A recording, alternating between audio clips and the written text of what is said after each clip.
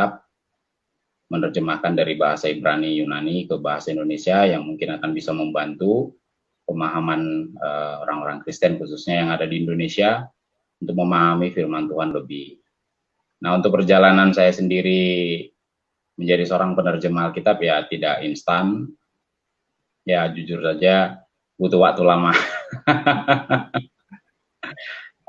Saya mulai mengadakan perbandingan agama itu sejak tahun 2000 dan komitmen untuk mengikut Al-Masih itu di tahun 2004. Jadi mungkin ada sekitar 16 tahun ya Pak ya, saya mengikut Al-Masih dan semua motivasinya itu dimulai dari mempelajari bahasa asli. Kalau dulu adalah Quran dalam bahasa Arab. Nah, ketika saya berkenalan dengan kitab Taurat dan Injil, saya mulai belajar bahasa Ibrani dan bahasa Yunani sampai akhirnya saya dipercayakan untuk bisa menerjemahkan dan mendirikan sebuah yayasan penerjemahan yang nantinya kalau diizinkan ya bahasa yang dulu adalah insya Allah itu bisa dipergunakan untuk memperkuat, memperdalam syiar agama Kristen di Indonesia. Ya, wow. Mungkin sih perkenalannya. Wow, mantap. Guys, teman-teman kalau lihat di belakangnya Pak Elias itu banyak buku, guys. Lihat gak, guys? Coba Pak Elias, itu buku-buku apa aja tuh Pak Elias? Kayaknya seru banget itu di belakangnya itu. Memang Pak, tanpa lagi, saya memang suka baca ya. Artinya mulai dari dulu memang saya suka baca. Nah di belakang ini adalah adalah koleksi buku yang sudah saya kumpulkan bertahun-tahun. Ya ada kalau di sebelah sana itu adalah buku akidah yang lama. Ya jadi meskipun saya sudah menjadi seorang Kristen, namun perbandingan agama masih tetap saya jalankan sampai sekarang. Dan saya tidak bisa tinggalkan fitrahnya saya itu dari keluarga yang taat kepada Islam. Jadi saya masih tetap belajar, jadi literaturnya masih ada. Nah yang di sebelah sana itu adalah literatur Kristen. Jadi terjemahan Alkitab dari berbagai versi. Sama juga di sebelah sana juga ada terjemah Quran dari berbagai versi. Kalau yang di sebelah tempat Kristen itu ada bahasa Ibrani, ada bahasa Yunani, dan berbagai bahasa asli. Juga ada terjemahan-terjemahan dari manuskrip kuno, juga saya kumpul di situ. Karena ya, itu adalah yang harus kita miliki untuk menjadi seorang penerjemah. Nah, kalau yang di literatur Islamnya ya itu adalah Kutubus Sittah, hadis, dan Quran. Bersama juga mungkin ada tafsir Quran dari berbagai versi, ada As-Sadi, ada Ibnu Katsir, mungkin teman-teman yang lain juga biasa mendengar itu yang populer ya, dan berbagai hadis ya. Mungkin itu saja. Wah, mantap. Itu kayaknya ada hadis Bukhari yang lengkap tuh Pak kayaknya ya. Ya benar, Bukhari, Muslim, Ibnu Majah itu ada, Nasai itu juga ada. Ya. Oke Pak. Nah perjalanan Bapak dari Islam ke Kristen itu kan biasanya kalau kayak kemarin Pak Risuli kan dia dapat penglihatan berjumpa dengan Yesus langsung. Kalau Bapak gimana Pak ceritanya Pak? Kalau saya ada kegiatan spiritual begitu atau gimana? Nggak ada. Jadi sama sekali tidak ada didatangin mimpi atau ada tanda-tanda, tidak. Semuanya itu dimulai dari minat baca ya. Jadi ya saya pertama karena memang hobi baca, jadi suka melihat dan rasa ingin tahu juga besar. Jadi mulanya itu membaca dulu. Jadi wajar kan seorang Islam itu mendalami kitab sucinya. Ya dimulai dari tahsin Quran, habis itu ke tahfiz Quran, dan lanjut ke tahwidz Quran. Nah, kita baca, kita khatam, ya baca mulai dari Al-Fatihah sampai An-Nas, kita baca berulang-ulang, dan ya sambil karena memang kita belum paham, belum tahu artinya kalau dari bahasa asli, dari bahasa Arab, jadi kita pakai juga membantu, itu adalah terjemah yang sudah ada. Nah, sekarang ini kan sudah banyak yang bisa kita dapatkan terjemah di toko-toko buku ya, baik di toko buku nasional maupun di toko buku lokal. Nah, dengan terjemah itu banyak membantu saya memahami arti yang sesungguhnya. Setidaknya itu walaupun tidak 100% kita lihat terjemahan itu tidak bisa valid 100% sesuai dengan bahasa asli karena butuh penyesuaian-penyesuaian vocabulary dan juga kosakata dari bahasa aslinya. Hal yang sama juga terjadi dalam penerjemahan Alkitab. Jadi tidak semua teks asli itu bisa diserap ke bahasa tujuan. Bahasa sumber itu masih banyak penyesuaian-penyesuaian. Makanya penerjemahan juga terjemahan juga ada berbagai versi. Bukan hanya terjadi di Alkitab, tapi juga di Quran. Dan itu bisa kita lihat di terjemahan bahasa Inggris ya. Ada versi Pictol, ada Yusuf Ali, ada Sesat, nah itu banyak.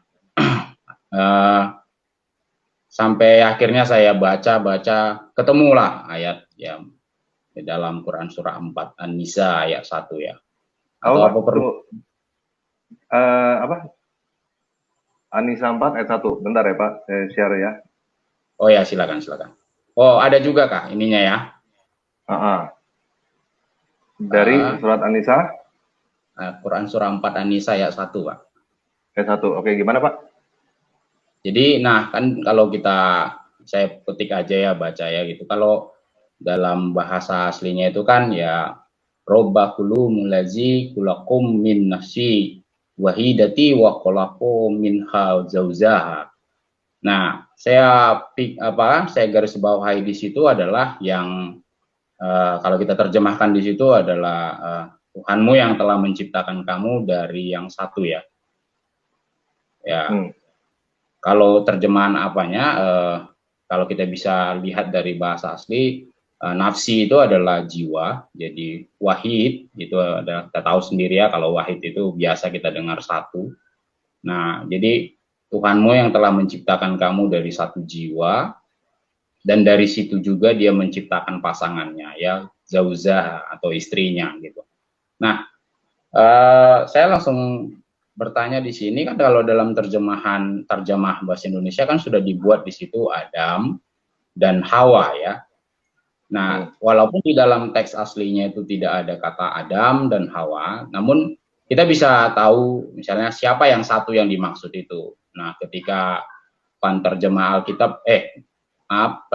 Quran menggunakan kata Adam ya saya anggap masih normal, masih wajar karena sekalipun tidak ada dalam teks bahasa Arabnya, ya di dalam Quran kata Adam itu masih bisa kita temukan sebagai manusia pertama yang diciptakan oleh Allah. Nah, yang jadi muncul pertanyaan adalah di kedua, di zauzaha, yaitu pasangannya atau istrinya. Nah, terjemah Quran menggunakan tanda kurung Hawa. Nah, ini yang muncul di dalam diri saya dalam teks Arab tidak ada kata Hawa. Nah, kalau dijawab Hawa ini dari mana? Pasti ada sumber lain tentunya. Kan tidak mungkin tiba-tiba penerjemah mencaplok kata itu tanpa ada sumber. Tentu ada sumber lain pendukung yang membuat penerjemah dengan yakin membubuhkan kata tanda kurung Hawa ke dalam terjemah bahasa Indonesia. Dan itu juga bisa kita temukan di terjemah dalam bahasa Inggris dan mungkin dalam bahasa-bahasa yang lain juga menggunakan tanda kurung untuk memberikan identitas bahwa pasangan Adam itu adalah Hawa. Nah, sepintas memang karena tidak ada kata Hawa, bahkan mungkin kalau dicari pun di searching di terjemah, ya sepengalaman saya itu tidak ada kata Hawa sebagai istri Adam di dalam teksnya.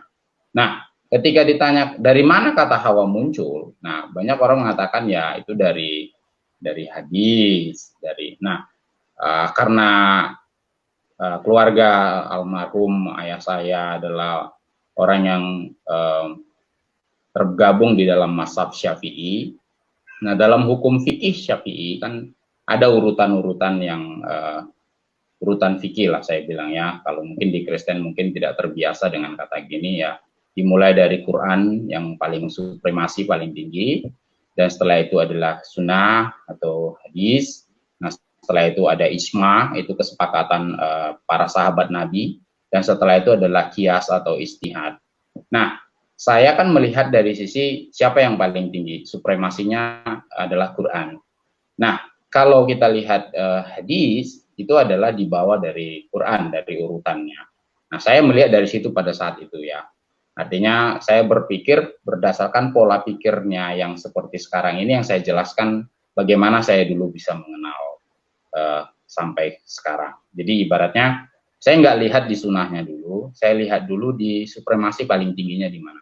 Nah, Quran. Nah, kalau bicara sudah Quran, berarti harus ada teks yang setara dengan Quran yang bisa menjelaskan bahwa kata Hawa ini muncul. Jadi tidak mungkin sesuatu yang lebih rendah menjelaskan sesuatu yang lebih tinggi. Harus yang lebih tinggi yang bisa menjelaskan sesuatu yang lebih rendah. Itu prinsip yang saya pegang dari dulu. Jadi artinya kitab suci harus bisa menjelaskan kitab suci dirinya sendiri tanpa menggunakan bantuan dari yang lain. Nah, akhirnya saya lihat, saya baca, saya renungkan, dan ketemulah bahwa ternyata ada dua kitab besar ya, saya pikir tiga juga ada ya, Taurat, Injil, dan Zabur. Tapi saya belum berkenalan dengan Zabur pada saat itu, saya hanya masih berkenalan dengan Taurat pada saat itu.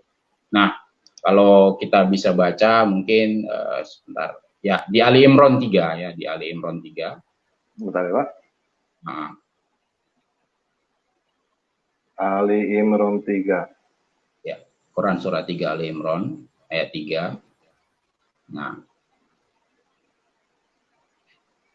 ya, kan di situ wa anzala Taurata wal Injil. Nah, di situ ada Taurat dan Injil. Nah, jadi loh, berarti ada sumber lain. Nah, gini, jadi ya itu berarti ada sumber yang setara, yang saya anggap pada saat itu adalah setara karena ini adalah sama-sama kitab suci. Ini sama-sama adalah kitabnya Allah. Ini sama-sama dinafaskan oleh Allah, dikasih oleh Allah.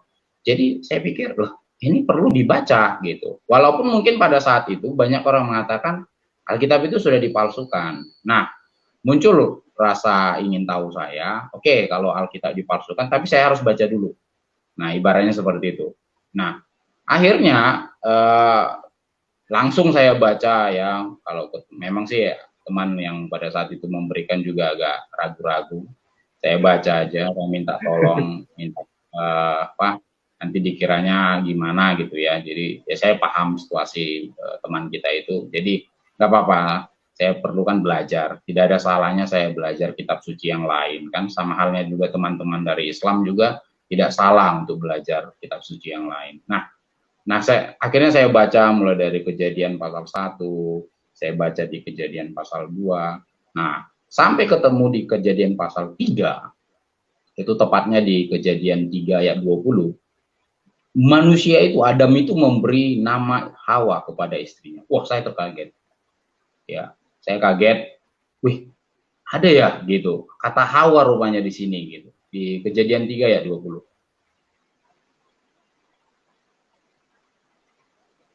Ya.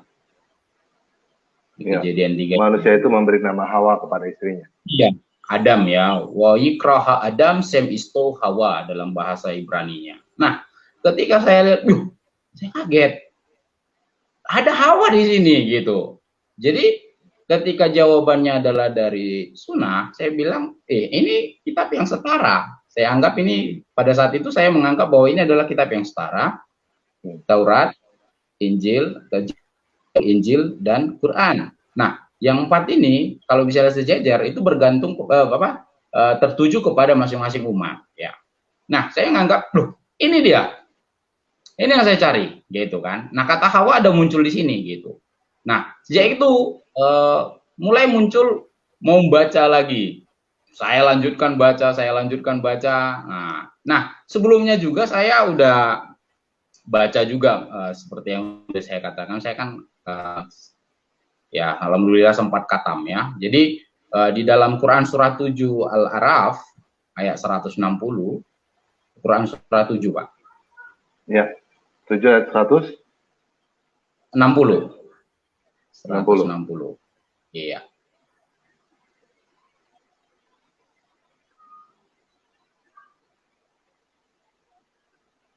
Ya, di situ ada ditulis, Mbak.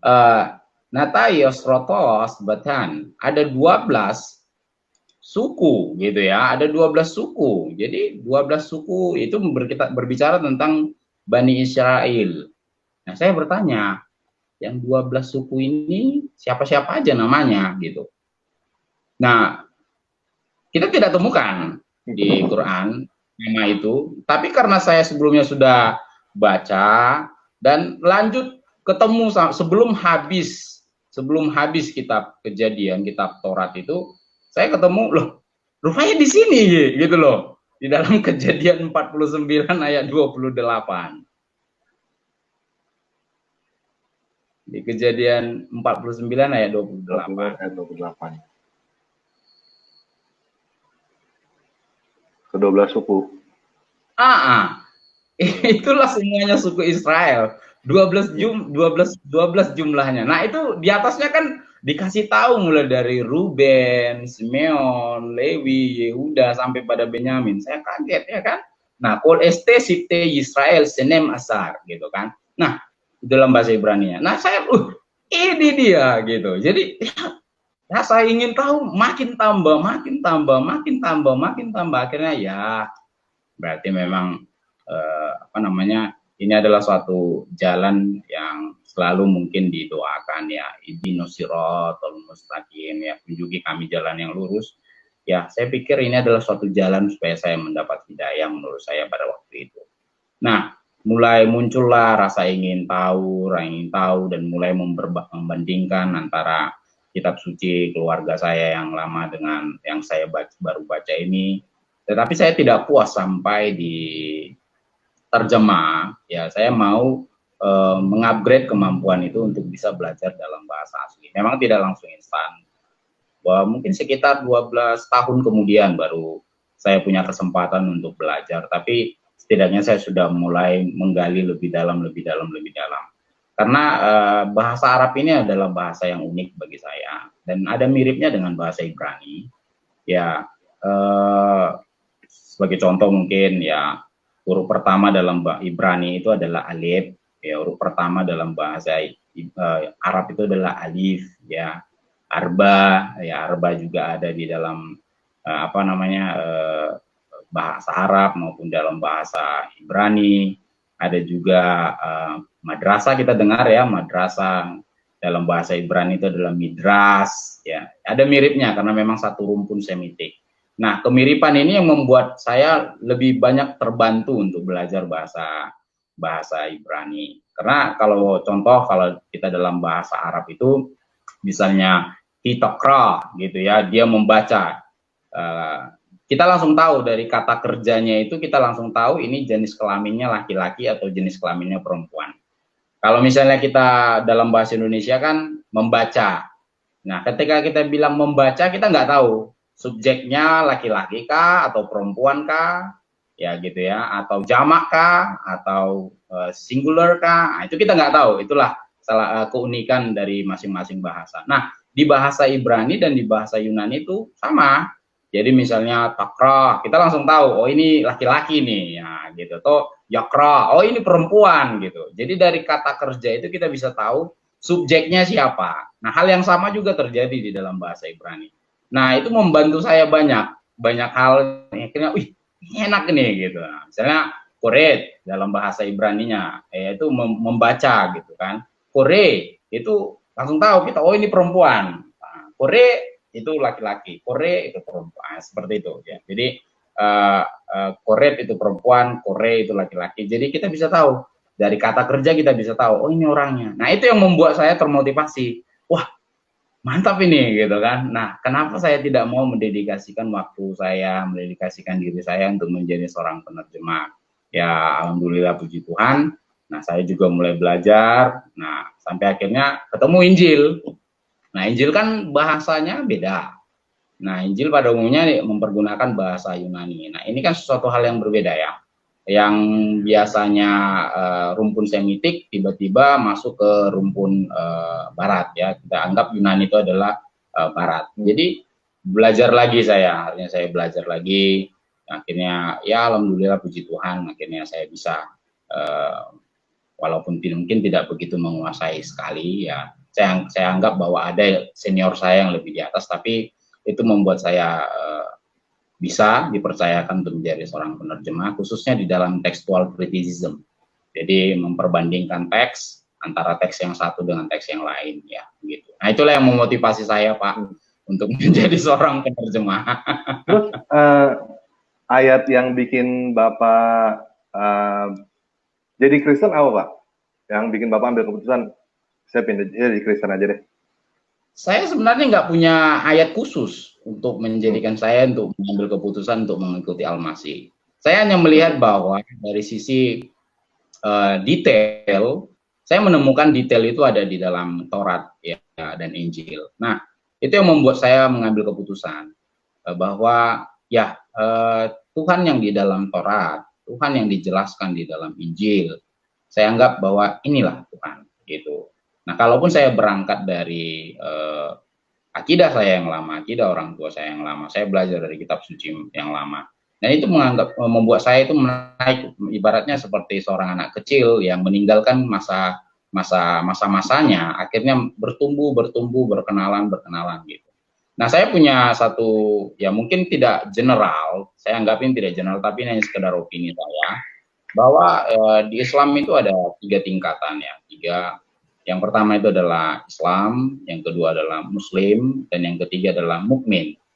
Ya, bagi saya pribadi, ini interpretasi opini saya, menjalankan 6 rukun Islam, jadi 6 rukun iman dan 5 rukun Islam, hanya menjadikan kita sebagai orang Islam, belum menjadi seorang Muslim.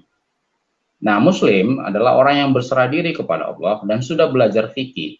Nah, mungkin beda interpretasi dengan yang lain. Nah, yang lebih tinggi itu bagi saya adalah mukmin. Nah, yang ditawarkan, yang dijanjikan janahnya Allah itu adalah orang mukmin. Nah, tingkatan mukmin ini lebih tinggi, adalah orang yang benar-benar mencintai Allah di atas segalanya. Udah orang yang bukan hanya sekedar berserah kepada Allah, tapi juga sudah benar-benar mendedikasikan hidupnya kepada Allah dan sudah bayar harga pun, bayar mahal pun, demi mempelajari, demi sebagai tanda kecintaannya kepada Allah. Saya pikir bahwa itu perlu sampai ke tahap itu, gitu Pak. Jadi tidak secara otomatis saya jadi orang orang yang mengikut Al-Masih itu hanya karena satu ayat, enggak seperti itu. Jadi prosesnya adalah saya belajar dulu detailnya, sampai akhirnya saya memutuskan ya saya harus mengikuti ini, gitu Pak. Wow, butuh waktu lama itu Pak. Ya, mungkin berbeda dengan ya teman-teman saya yang lain, mungkin yang dari akidah yang sama, akhirnya beralih ke mengenal lebih melalui kitab Injil dan Taurat. Kalau mereka mungkin ya tidak begitu lama. Kalau saya memang cukup lama prosesnya untuk memilih, karena memperbandingkan dulu sambil saya jalani. Tapi walaupun saya jalani, saya tidak mengambil keputusan. Saya masih saya belajar perbandingan seperti itu. Terus ada penolakan dari keluarga nggak Pak? Ya, kalau penolakan pasti ya itu ya tidak bisa dihindari ya. Saya pikir hal yang sama juga terjadi, baik yang dari Kristen ke Islam atau mu'alaf namanya, atau yang dari Islam ke Kristen atau dari agama lain manapun. Mungkin ketika ada orang yang ya istilahnya tanda kutip hijrah ya, itu biasanya menimbulkan suatu penolakan ya, itu pasti penolakan ya. Ya otomatis keluarga itu menolak ya, tidak setuju ya, banyak juga ya, mungkin tantangan ya, mungkin tidak perlu saya sebutkan di sini ya, tapi pada umumnya orang-orang dari teman-teman yang hijrah dari sana ke masuk mengenal kitab Injil, saya pikir mengalami hal yang sama pada umumnya ya, tinggal intensitasnya, aniayanya ya, dalam bahasa Kristennya itu aniayanya itu adalah berbeda-beda, ada yang berat sekali, ada yang ringan, ada yang moderat. Nah, kalau Bapak ini dari yang mana nih Pak? Tingkat yang mana nih Pak? Kayaknya moderat ini.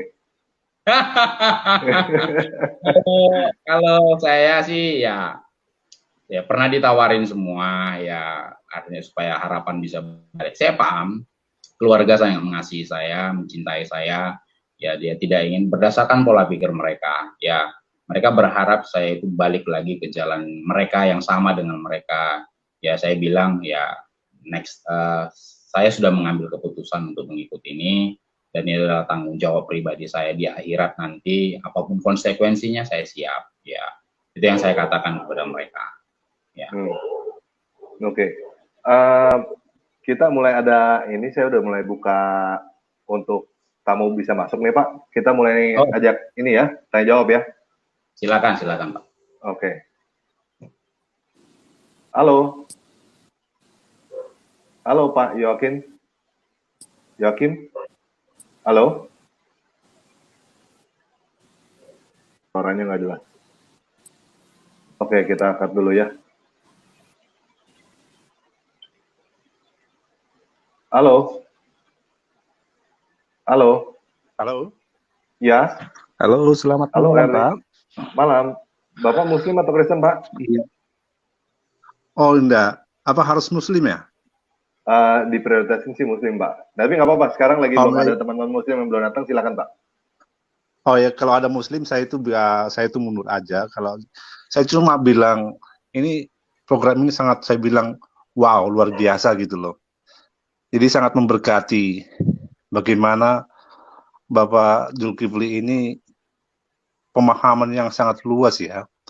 Bagaimana pemikiran dia itu dipakai untuk bertemu dengan Tuhan. Sekarang saya tuh pengen tahu lebih detailnya Pak. Apakah ada intimidasi dari kelompok-kelompok agama Bapak yang dulu terhadap Bapak atau bagaimana? Ya, oke Pak. Ya, saya langsung jawab Pak Moderator. Ya, silakan langsung jawab. Ya, jadi Pak RD, ya kalau dari tekanan dari kelompok dari ini, ya alhamdulillah sejauh ini belum ada Pak.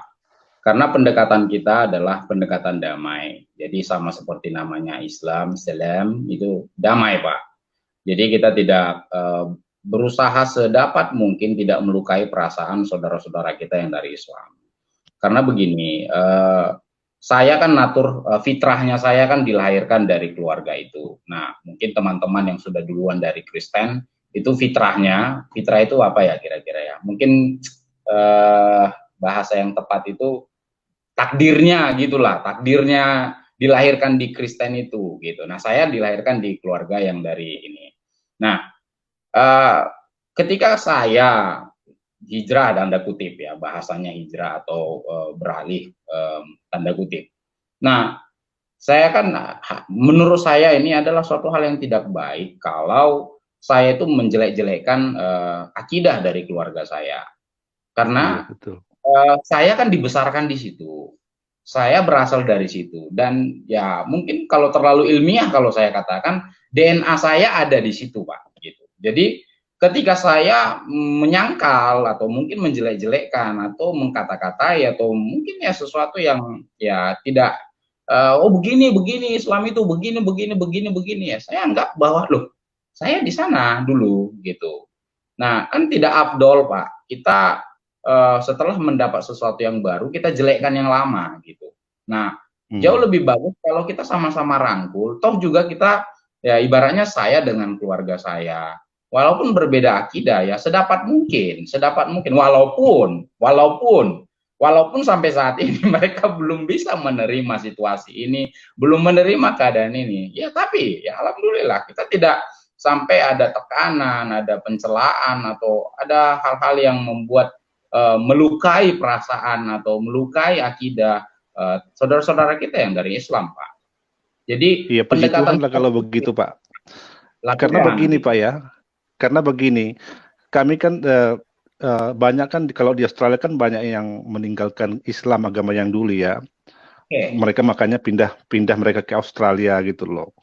Nah mereka itu dari kelompok mereka itu mengirimkan kayak mujahidin untuk mengintimidasi mereka kalau mereka itu harus kembali ke agama semula gitu loh. Jadi kayak diintimidasi, ada macam-macam lah yang mereka alami. Makanya kayak apostate mereka itu sangat tidak suka. Jadi mereka itu membuat jaringan yang lebih besar untuk mengintimidasi yang apostate gitu loh.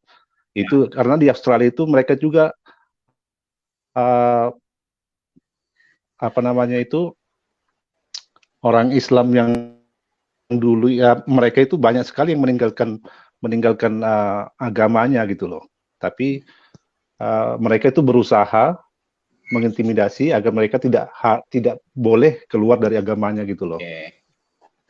Jadi kalau intimidasi sih sebenarnya mungkin kita berbicara ke ranah Kristen ya Pak. Nah, kalaupun intimidasi, saya anggap bahwa intimidasi adalah hal yang biasa yang dialami oleh seorang Kristen. Karena Tuhan Yesus juga berkata di dalam Alkitab, berbahagialah kamu kalau dianiaya. Nah, artinya penganiayaan adalah hal yang tidak bisa terhindari, Pak, sebagai seorang Kristen. Ya, saya mungkin tidak bisa secara gamblang menyampaikan seperti apa penderitaan saya ketika mengambil keputusan. Ya, saya pikir jauh dari apa yang dibayangkan. Tapi jadi kita juga belajar dari ke-12 murid Yesus gitu loh. Mereka itu sampai apa namanya itu mati dibakar, mati dibunuh jadi mereka itu tidak mau menyangkal apa yang mereka lihat sendiri. Oke, Pak, makasih tanpa lagi. Semoga Tuhan memberkati Anda luar biasa. Jadi oke, sama-sama, Pak. Ya. Halo Pak Revis. Ya, halo, shalom, selamat malam buat Pak Bro Tanpa Ragi dan Pak Elias. Ya, silakan Pak. Saya Kristen Pak, cuman saya dari latar belakang keluarga yang oma saya, jadi nenek saya dari garis keturunan ayah itu dia mualaf, jadi anaknya Sultan Bacan. Nah, saya ingin tahu sih sebenarnya, saya udah ngikutin tadi dari awal Bapak jelasin, dan saya respect banget sih sama kualitas murtadin yang seperti Bapak ya, dalam artian tidak hanya mungkin perjumpaan secara pribadi, tapi Bapak juga mengkaji cukup dalam untuk melakukan perbandingan antara agama Islam dan kitab-kitabnya dengan perbandingan kepada agama Kristen gitu. Nah, yang jadi pertanyaan saya, kalau buat Pak Elias bukan murtadin ya Pak ya? Tapi apa? ya. Kalau saya pakai istilah yang umum aja, kan, perspektif dari mereka itu ada orang-orang yang keluar dari Islam. Saya ingin tahu gini Pak, tadi Bapak udah jelasin bahwa Bapak bukan ayat kan yang membuat Bapak mengambil keputusan. Nah, saya ingin tahu kajian terdalam Bapak tentang kekristenan apa sih yang selain yang tadi Bapak menemukan spesifikasi di dalam Injil dan Taurat. Nah, selain itu, apakah ada deskripsi secara pribadi Bapak tentang pribadinya Yesus Kristus sendiri sebagai Tuhan? Saya ingin tahu, apakah Bapak udah mengkaji sampai di situ, Pak? Itu aja sih sebenarnya yang jadi pertanyaan saya. Thank you Pak Revis, Muri. Pada saat itu saya belum Pak. Jadi saya belum mungkin berbeda dari teman-teman saya yang langsung menganggap Yesus itu begini, Yesus itu begini, Yesus ini begini, segala macam anak Allah. Saya enggak. Kajian sama sekali pada saat itu, ya pada saat itu sama sekali saya belum kaji terlalu dalam karena memang saya masih baca kitab Taurat Pak. Saya belum ketemu Injil. Ya, karena saya sudah ambil komitmen, saya tidak akan lompat ke Injil. Saya harus ikutin tahapan demi tahapan. Dan alhamdulillah puji Tuhan saat itu saya baca Kejadian sampai Kejadian sampai Maleaki dulu, Pak. Ya. Nah, jadi saya baca dulu, saya lihat ini loh. Lengkap, semua ada. Ketika ini kita tanya, di sini ada, di sini ada, di sini ada. Oh, ini nih. Berarti saya harus lebih dalam lagi. Nah, muncul perjanjian baru. Nah, baca. Ini apa nih? Nah, gitu kan, cerita. Nah, ketika sudah mulai baca, seiring dengan pertumbuhan kerohanian saya, mungkin yang dibimbing oleh, tanpa ada guru pembimbing sama sekali, tidak ada pendeta yang nginjilin juga, tidak ada yang membimbing. Saya hanya murni belajar otodidak, Pak. Jadi saya banyak baca, ya Dan alhamdulillah puji Tuhan, sekarang ini adalah yang ke-38 kali saya baca Kejadian sampai Wahyu, Pak. Wow. Nah, itu yang membantu saya untuk ini loh, teks. Nah, tekstual gitu. Saya baca akhirnya ketemu. Nah, mulailah muncul pernyataan-pernyataan yang mungkin kontradiksi bilang, loh, kalau Yesus itu bukan Tuhan. Nah, mungkin seperti yang saya dapat di akidah saya yang lama. Gak mungkin dia Tuhan. Nah, gitu. Terus, ya itu nggak mungkin disalibkan. Nah, saya kan simpel nanyanya. Oke, kalau Al-Masih nggak disalibkan, ada yang mirip dengan Al-Masih yang disalibkan. Simpel pertanyaannya. Siapa yang disalibkan? Kan begitu, Pak. Di dalam Anisa ya, Pak ya. Ya, artinya kalau memang dikatakan bahwa kalau Al-Masih itu tidak disalibkan, terus yang mirip dengan dia yang disalibkan, pertanyaannya simpel. Siapa yang disalibkan itu? Dan siapa namanya? Identitasnya? Iya. Tidak ada yang memberikan secara detail. Lah, saya langsung menganggap ini. Nah, ini adalah semacam hipotesis tapi tidak berdasar. Kalau dasarnya dikatakan ini ada, harus bisa dijawab dong. Betul. Nah, saya kan orang hipotesis. Iya. Silakan terus, Pak. Ya, saya kan orang eksakta, Pak. Orang eksakta kan harus sebab akibat. Harus jelas dulu. Ininya dari mana, kronologisnya jelas, ini harus kemana, gitu. Nah, akhirnya ya sudah, saya anggap angin lalu aja pada saat itu. Walaupun memang banyak yang bukan, begini, banyak juga yang yang dari Kristen pindah ke ini. Nah, mulai muncul konflik-konflik, tapi saya anggap enggak. Saya harus selesaikan dulu pembacaannya. Dan puji Tuhan, Pak. Saya tetap, dan situ saya melihat bahwa ya akhirnya saya sudah memilih, inilah hidayah yang sebenarnya yang saya doakan selama ini. Puji Tuhan. Haleluya. Jadi tidak ada yang spesifik, saya langsung ketemu ini ayatnya Yesus gitu, enggak. Jadi saya pelan-pelan saya baca, jadi saya di tekstual, Pak. Tidak langsung pribadi Yesus itu begini. Karena gini, konsep penebusan itu kan tidak ada di dalam Islam, Pak. Islam pasti tidak akan mengakui adanya penebusan dengan pertumpahan darah.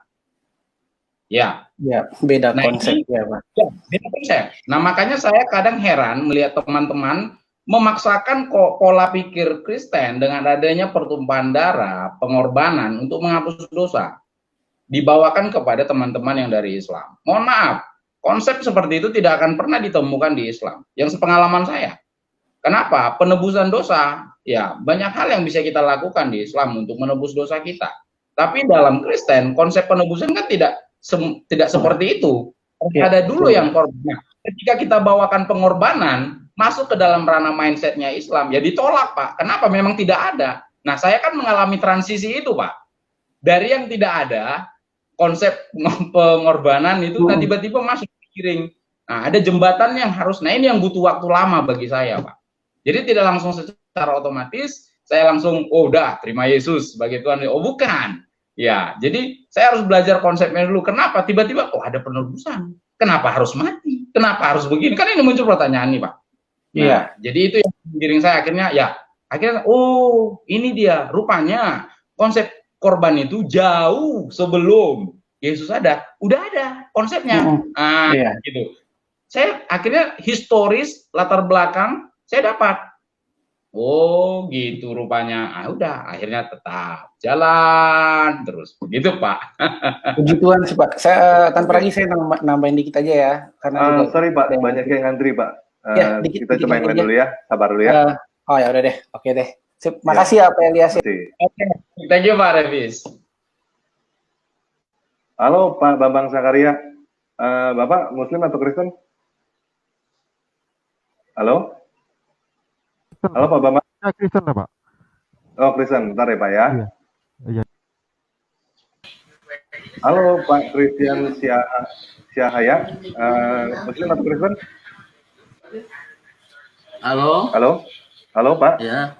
Iya, Bapak Kristen atau Muslim, Pak? Kristen. Oke, ntar dulu sabar ya, Pak. Halo, Pak. Ya, Pak Light Kristen. Oh, putus. Halo. Nah, ini juga Kristen kayaknya. Oke, kita dari ini lagi pujian penyembahan deh. Yang dari udah nungguin sebenarnya. Silakan, Pak. Ya, selamat malam, Shalom. Bang Malam, Tampadi. shalom. Shalom Pak Ya. Elias. Ya, shalom Pak, shalom. Shalom. Saya terberkati sekali Pak, sampai tadi merinding dengar kesaksian Bapak, dengar cerita-cerita Bapak. Ada pertanyaan saya yang bikin saya penasaran. Silakan Pak. Perasaan Bapak, ini pertanyaan ada dua Pak mungkin. Jadi yang pertama saya tanya, bagaimana perasaan Pak Elias setelah masuk Kristen? Apakah perasaannya masih kayak dulu, kayak waktu masih Muslim, atau biasa-biasa saja, atau ada perubahan yang wah begitu? Terus yang kedua, pertanyaan selanjutnya, sebenarnya saya sudah tahu jawabannya. Cuma ini kan berhubung live, jadi mungkin teman-teman Muslim yang nonton bisa dengar langsung dari Bapak yang memang background-nya dari Muslim. Bapak juga sudah menguasai bahasa Arab secara katam di Al-Quran, terus sekarang menjadi penterjemah Alkitab. Yang menjadi pertanyaan saya, benarkah Alkitab itu sudah dipalsukan? Itu saja sih, Pak. Oke. Silakan Pak. Silakan Pak Elias. Oke, yang pertama saya jawab dulu Pak, pujian penyembahan. Perasaan ya pasti, ibaratnya mendapat sesuatu yang baru, exciting Pak. Ya pasti exciting, walaupun tidak langsung meledak-meletup saat itu juga. Tapi perlahan akhirnya saya merasakan ada yang berubah dalam diri saya, termasuk dalam perspektif saya selama ini ya berubah. Nah kalau excitingnya saya pribadi saya exciting dan alhamdulillah. Tapi tetap sedapat mungkin saya akan tetap jaga natur saya Pak. Walaupun mungkin teman-teman mungkin banyak yang tidak setuju akan hal itu. Nah yang kedua, apakah Alkitab dipalsukan? Nah saya balik lagi Pak, bukan opini tapi teks. Nah, ya mungkin ya kita bisa buka aja teksnya ya.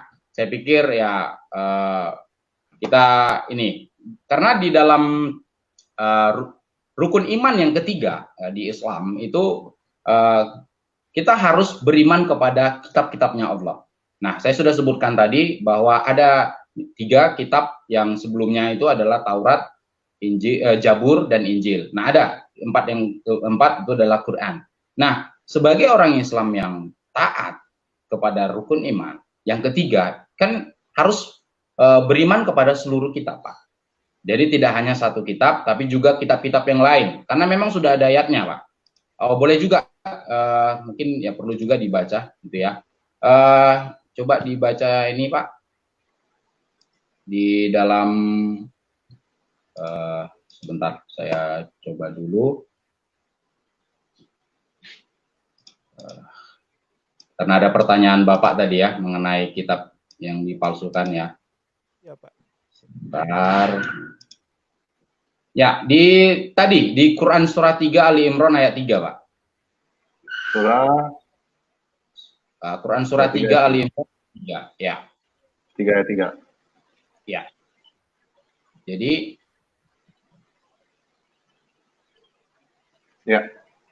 ya, kalau kita baca di situ Ya. Nah, membenarkan kitab-kitab sebelumnya, musadikan kata musadikan membenarkan itu maksudnya mengkonfirmasi gitu ya, mengkonfirmasi kitab-kitab sebelumnya. Jadi nah, kita katakan bahwa mengkonfirmasi kitab-kitab sebelumnya, berarti kitab sebelumnya itu akurat Pak, valid.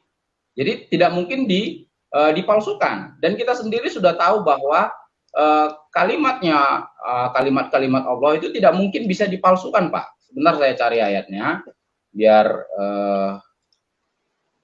jelas. Di dalam Quran surah 6 Al-An'am ayat 34. 6 ayat 34. 34 ya. Ya. Wala mudagilla li kalimatillah. Artinya tidak ada yang bisa mengubah kalimatnya Allah.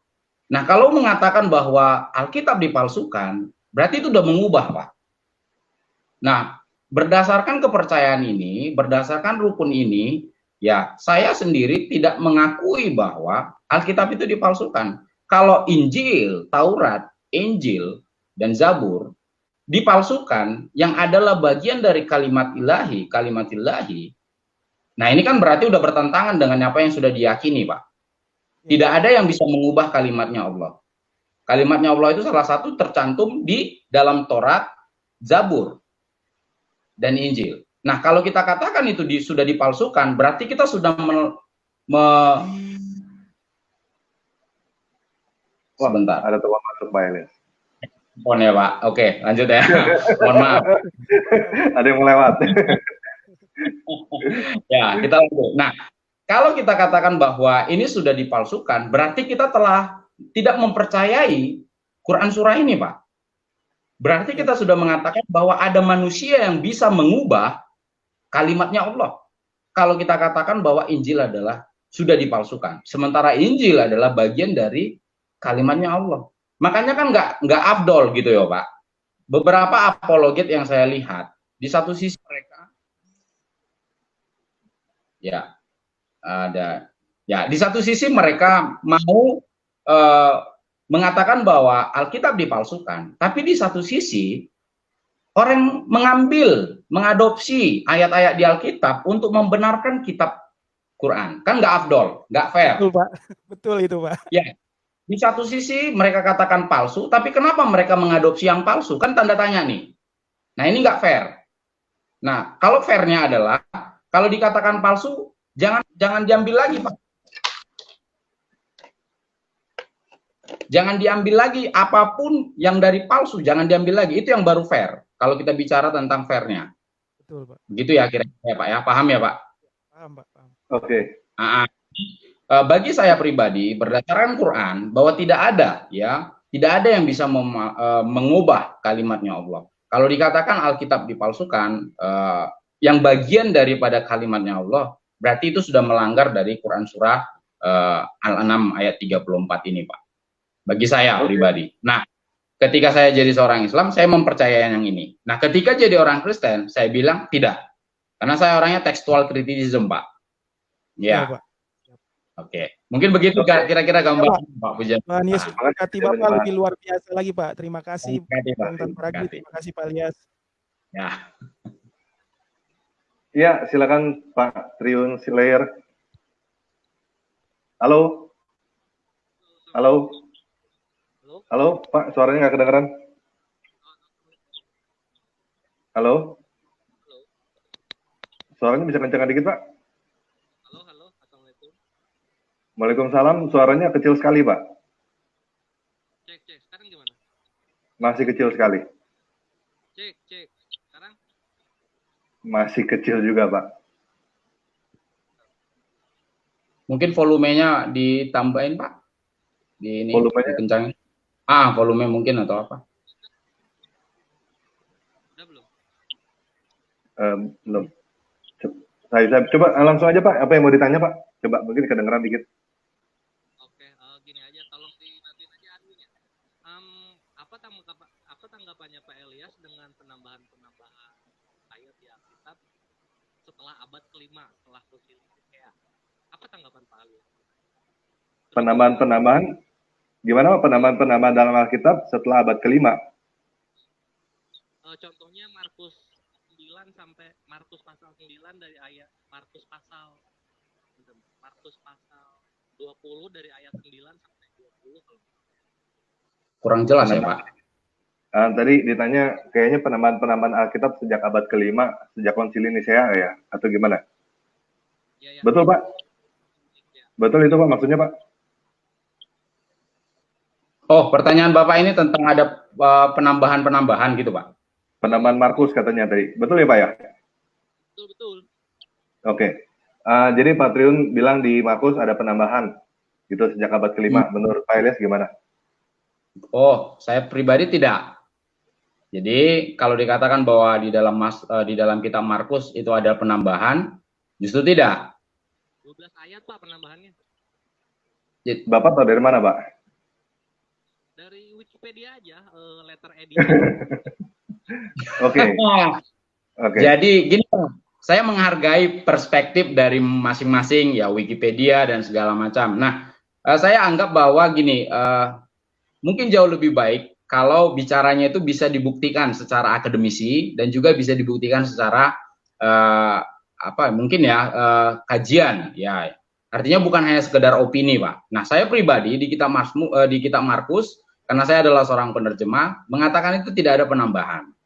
Kalaupun sudah ada mungkin dari yang bisa aja itu dibuat oleh Kristen moderat, yang teolog-teolog moderat yang mengatakan bahwa teks Vatikanus lah, Alexandrianus, yang Alexandria dan semua mengatakan bahwa itu penambahan. Saya anggap itu hanya sekedar opini, Pak, tanpa memberikan suatu bukti.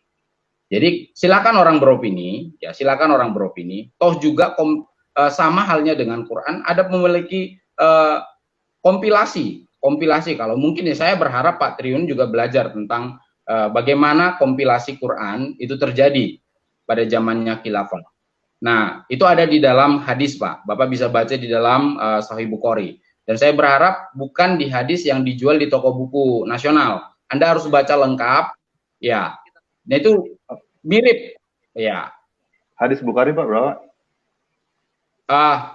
Ingat. Kompilasinya. Tapi kita nanti nggak usah belajar kompilasi dulu. Tapi gambarannya adalah seperti itu, Pak. Mengingat waktu juga ya. Nah, mungkin di next time session, ya, insya Allah kita bisa ini. Jadi, opini kita kalau bisa punya dasar. Bukan hanya sekedar kita kutip dari Google. Ya, saya berharap kita bicaranya secara intelek, Pak. Yang bisa dibuktikan bukan hanya sekedar menggiring opini dari Google atau dari Wikipedia atau yang lain, yang bisa dibuktikan. Saya berharap kita bicaranya objektif, bukan berdasarkan sumber yang ada di internet. Karena banyak orang jadi sekarang intelek-intelek dadakan, Pak. Hanya ngandalin Google, hanya ngandalin ini, ya sudah. Dia lempar, buang, sudah. Dia tunggu jawabannya gitu. Saya pikir itu bukan diskusi yang sehat. Nah, Anda harus tunjukkan dulu mana buktinya, mana sumbernya, bukan hanya sekedar Wikipedia. Anda bisa buktikan. Nah, itu baru sumber yang enak, Pak. Jadi kita bisa matching. Saya bisa tunjukkan ini loh buktinya, ini buktinya Bapak dari mana, kajian Bapak di mana, begitu. Bukan langsung kita lempar, dah kita ambil punya orang untuk melemahkan seseorang. Saya anggap itu bukan diskusi yang baik. Itu debat, Pak, debat yang negatif. Bagi saya tidak. Ya. Ya. Halo Pak, kedengeran? Halo Pak Triun. Halo. Ya, halo Pak. Iya, maksudnya Pak Elias gini, Pak. Jadi Bapak dapat informasi dari teks Wikipedia atau dari Google itu nggak masalah. Tapi dicek dulu, Pak, benar apa enggak. Terus udah gitu cek buktinya apa gitu. Jangan cuman maksudnya lemparin tuduhan terus udah gitu tapi nggak ada bukti atau apa-apa gitu, Pak, maksudnya. Betul ya Pak Elias gitu ya? Artinya gini, kalau misalnya saya bicara Al-Baqarah atau saya bicara tentang Sahih Al-Bukhari, saya bicara Nasai. Nah, saya di belakang saya ada literaturnya, Pak. Nah, kalau boleh, fairnya seperti itu. Jadi kita tidak ngambil dari internet doang, kita ambil adopsi, lempar, udah kita tunggu. Kita ambil adopsi, lempar, kita tunggu. Jadi hal-hal yang menggiring opini, yang membuat debat tanpa resources yang jelas yang bisa dibuktikan valid, Pak. Kalau misalnya Anda bisa ngambil dari tesis orang lain, dari disertasi orang lain, dan Anda bisa buktikan secara akademisi, itu lebih berimbang, Pak. Dibandingkan hanya sekedar ambil ini, lempar, ambil ini, lempar. Saya menganggap itu bukan diskusi, Pak. Itu hanya sekedar udah buang gitu, ya. Soalnya kita live, Pak. Kalau misalnya kita terbuka, baru saya bisa kasih lihat itu contoh-contoh yang saya maksud tadi. Pak, suaranya kecil sekali, Pak.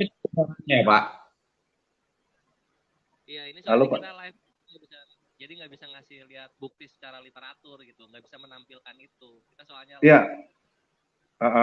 Enggak, maksudnya gini, Bapak punya argumen, argumen Bapak itu, kan tadi Bapak bilang Markus, sebagian sudah ditambahkan. Nah, Bapak tahu persis, atau Bapak cuma dengar kata orang? Saya tahu persis, Bapak bisa lihat di Alkitab. Oke. Kalau tahu persis, apakah Bapak sudah mengkaji itu? Begitu, Pak? Sampai sedalam mana Bapak udah mengkajinya gitu, Pak? Apakah Anda mengkaji, apakah memang Anda ahli di dalam textual criticism sampai Anda mengatakan Markus sudah ditambahkan di abad ke-5. Nah, sumbernya ini Anda kajikah atau hanya sekedar baca, Pak? Nah, kalau Anda sekedar baca, mohon maaf. Saya anggap itu bukan diskusi yang baik. Artinya, kita bicara secara literatur, Pak. Kalau Anda kaji baik, nah itu baru enak, Pak. Kita bicaranya. Nah, saya pribadi karena saya sudah kaji, saya bilang tidak. Nah, kalau ketika Bapak bantah, iya, Bapak harus tunjukkan literatur yang bisa Bapak kaji, yang sudah Bapak kaji, dan memang sudah sah, sudah bisa dibuktikan. Bapak yang bisa kaji lebih dalam. Nah, itu akan lebih enak, Pak. Jadi kita lebih begitu kira-kira, Pak. Jadi bukan hanya sekedar. Oke, gini deh Pak Triun. Bapak suaranya sekarang kecil sekali. Terus begitu ini live. Dan Pak Elias juga waktunya nggak banyak. Dia cuma kasih kita waktu 1 jam. Jadi 3 menit lagi. Jadi gini Pak, Pak Elias, saya sedang bantu Pak Elias untuk bikin channel sendiri. Nanti rencananya Pak Elias akan buka seperti ini juga untuk tanya jawab Pak. Dengan senang hati Pak. Nah, itu Pak Triun akan lebih puas. Gimana Pak? Diskusi. Ya, kita bisa diskusi, kita bisa lebih jauh Pak. Ya, insya Allah Pak. Gimana Pak Triun? Siap. Oke. Ini teknis soalnya. Oke. Waalaikumsalam. Oke, teman-teman, sorry banget nih udah 3 menit lagi. Aduh, saya nggak tahu nih. Ini coba satu lagi ya, Akasia Bunga. Silakan. Halo, Akasia Bunga, Kristen atau Muslim? Halo? Halo? Ya. Halo, malam Pak. Ya, Bapak Kristen atau Muslim? Saya Nasrani, Pak. Oke, Pak. Bisa jelas, Pak? Bentar dulu ya, Pak. Sorry, Pak. Saya kira Muslim. Kalau Muslim, sekarang dulu. Ntar kalau Kristen nanti dulu ya, Pak. Halo ya, Pak Bambang Sakaria. Silakan, Bapak Kristen atau Muslim? Tadi udah ya ini ya? Halo? Oke, kayaknya kita nggak bisa ini Pak, tinggal 2 menit lagi. Mungkin langsung closing statement aja deh. Mending langsung closing statement, soalnya kayaknya terlalu, kalau tambah tamu lagi ini bakal lama lagi nih Pak. Silakan Pak Elias, closing statement Pak. Yang Kristen boleh juga, nggak apa-apa. Yang terakhir ini udah 1 menit, ha? Oh ya. Ini yang ngantri 1, 2, 3, 4, 5, 6 Pak. Oh, nggak apa-apa, satu aja mungkin yang bisa. Satu aja ya. Oke, nggak apa-apa. Silakan Pak Christian Siahaya. Halo. Iya, selamat malam. Malam, silakan Pak. Iya, malam Pak Elias. Shalom. Selamat malam Pak Christian. Iya, malam Pak. Ya. Cuma satu pertanyaan dari saya saja Pak. Tanggapan Bapak terhadap para mualaf ya, contohnya seperti siapa? Waloni, Iksan Moko Gintang, tanggapan Bapak terhadap mereka apa? Mereka selalu menuding kita bahwa Tuhan Yesus itu bukan Tuhan lah. Pak Iksan Moko Gintang dengan segala macam celotenya yang bikin kita cukup resah. Nah, Pak Ilyas selaku orang yang pernah ada di sebelah maupun akar di kita sekarang, Bapak tolong deh kasih penjelasan tentang mereka apa ini. Oke, silakan Pak. Iya. Enggak apa-apa, kita spare waktu ya. Oke. Pribadi Pak, seperti yang saya katakan tadi, nah, ketika kita sudah mulai melukai perasaan akidah, penganut akidah kita yang lama, saya anggap itu adalah suatu tindakan yang tidak dewasa. Saya pribadi. Kenapa begitu? Nah, kita dulunya di situ. Nah, tiba-tiba kenapa kita setelah kita pindah, kita malah bukan tanda kutip lagi saya pikir. Kita benci, bahkan menjelek-jelekkan, bahkan mungkin ya membuat sesuatu hal yang ya. Tapi bagi saya pribadi Pak, bagi saya pribadi adalah suatu bentuk bahwa di sana dulu belum dewasa Pak. Kalau dewasa, sudah pemahamannya baik, sudah tahu, bukan hanya sekedar sudah punya gelar, misalnya STH, MTH, dokter teologi ya. Mohon maaf, tanpa mengurangi saya kepada Pak Iksan Moko Gintang udah tua loh Pak. Ya. Pak Iksan Moko Gintang udah tua sekali loh Pak. Maksud saya dewasa dalam hal pemahaman Pak. Oke. Bukan umur ya Pak. Dewasa pemahaman dalam kajian agama akidah dulu waktu masih di sana. Nah, kalau sudah matang Pak, saya percaya tidak akan muncul rasa untuk melukai perasaan penganut agama yang lama. Bagi saya pribadi. bagi saya pribadi. Walaupun mungkin orang mengatakan dia sudah doktor, dia sudah begini, banyak yang sudah sarjana teologi, pindah, mualaf, yang sudah doktor teologi, mualaf. Bagi saya, mohon maaf, tanpa mengurangi hormat saya kepada mungkin teman-teman yang sudah mengikuti pendidikan teologi, pemahamannya masih kurang, Pak. Gak usah jauh. Di Kristen, ya ini untuk refleksi ya, refleksi kita sebagai orang Kristen. Di Kristen, banyak orang yang sudah STH, MTH, DTH, suruh baca bahasa Ibrani pasti kelabakan, Pak. Suruh baca bahasa Yunani pasti juga mau kelabakan. Padahal sudah dokter, sudah sudah mendapat pendidikan teologi. Kenapa? Kita suruh bahasa asli, kita suruh baca saja, mereka sudah mulai kelabakan, nggak bisa. Banyak yang nggak bisa. Nah, ini adalah salah satu refleksi bagi kita, sekalipun mungkin kita mendapat pendidikan, belum tentu kita dewasa, Pak. Artinya bukan hanya sekedar knowledge, bukan hanya sekedar apa yang kita tahu, tapi bagaimana kita mengamalkannya dalam kehidupan kita. Nah, bagi teman-teman yang mungkin yang dulunya adalah Kristen, mualaf, masuk ke Islam, menganut kepercayaan dan akidah yang lama, tanda kutip katanya sudah mendapat hidayah, kalau sudah dewasa di dalam, di kepercayaan sebelumnya, saya menganggap tidak akan mungkin melukai perasaan. Kenapa? Sudah dewasa. Kenapa? Sudah paham, sudah mahir, mau mengupgrade kemampuan, mungkin menurut pribadi, dan tidak akan mungkin melukai, tidak akan mungkin menjelek-jelekkan. Kan nggak enak, nggak abdol kan. Kita dibesarkan di sana, tiba kita pindah kampung, pindah wilayah, kita jelek-jelekkan wilayah kita. Oh bukan itu, begininya itu, begininya itu, begininya itu. Something wrong. Bagi saya itu adalah something wrong.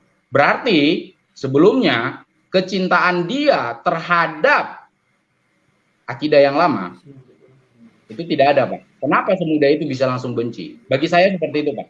Ini mungkin opini. Nah, jadi bagi saya kalau teman-teman yang mualaf yang sudah menjelek-jelekkan agama yang sebelumnya, itu adalah satu bentuk bahwa sebenarnya something wrong. Kenapa? Bisa saja pindah karena sakit hati, bisa saja pindah ada sesuatu yang tidak didapat, bisa saja pindah karena kecewa, bisa saja pindah ada hal-hal yang terjadi yang tidak mengenakan dengan background masa lalu, yang membuat dia akhirnya begininya itu. Nah, saya pribadi, Pak, menganggapnya seperti itu. Kira-kira begitu, Pak Christian. Oke, ya, gimana Pak Christian? Ya, makasih Pak. Saya berharap bahwa channel Bapak cepat jadi dan udah jadi, mudah-mudahan ditonton. Nah, udah jadi Bapak udah bisa subscribe di deskripsi video ini, Pak. Oke, baik. Cuman belum live. Nah, iya. Saya lagi ajarin Pak Ilyas untuk live. Iya, berharap ini Pak Yaya Waloni dengar ini mungkin ngajak debat, saya mau nonton itu. Saya nggak mungkin, Pak. Itu nggak mungkin, Pak. Iya. Bukan karena kitanya yang nggak mau, sononya nggak bakalan mungkin. Kepentingannya beda, Pak. Walaupun nggak mau, kita bisa tarik kesimpulan bahwa dia tidak terlalu dewasa dalam beriman, seperti begitu. Iya. Terima kasih Pak Ilyas. Terima kasih Pak. Sama-sama lagi. Ya, sama-sama. Sampai ketemu Pak di channel saya. Ya, makasih Pak. Ya. Makasih. Tuhan berkati Pak. Terima kasih. Ya, silakan Pak Ilyas, langsung ditutup aja Pak. Oke. Udah ada spare waktu 5 menit ya. Terima kasih. Ini kalau lanjutin bisa 2 jam Pak. Ini waktunya juga. Next time ya. Ya, terima kasih untuk moderator Tanpa Ragi. Ya, alhamdulillah sekali. Terima kasih udah bisa menjembatani live kita malam ini, dan saya juga berterima kasih kepada teman-teman yang para audiens ya yang menonton, dan mohon maaf yang sebesar-besarnya dengan segala keterbatasan dan kekurangan saya. Mungkin ada kata-kata yang tidak berkenan, yang kurang ini mohon dimaafkan. Dan untuk para yang mau menelpon interaktif dengan saya dengan mengingat keterbatasan waktu, Pak, Ibu, saya mohon maaf ya. Insya Allah nanti di channel yang baru kita bisa sama-sama berdiskusi lebih jauh, lebih dalam, lebih lama. Dan saya juga bersyukur untuk moderator Tanpa Ragi bisa memfasilitasi, memperkenalkan kita dan tujuannya cuma satu, ya tidak melukai perasaan saudara-saudara kita, tapi menambah iman dan percaya kita kepada Kristus untuk tetap tegak mengakui sampai Dia datang menjemput kita. Itu saja yang bisa saya ucapkan. Kalau dulu istilahnya adalah wabillahi taufiq wal hidayah, nah sekarang saya bilang Tuhan Yesus memberkati.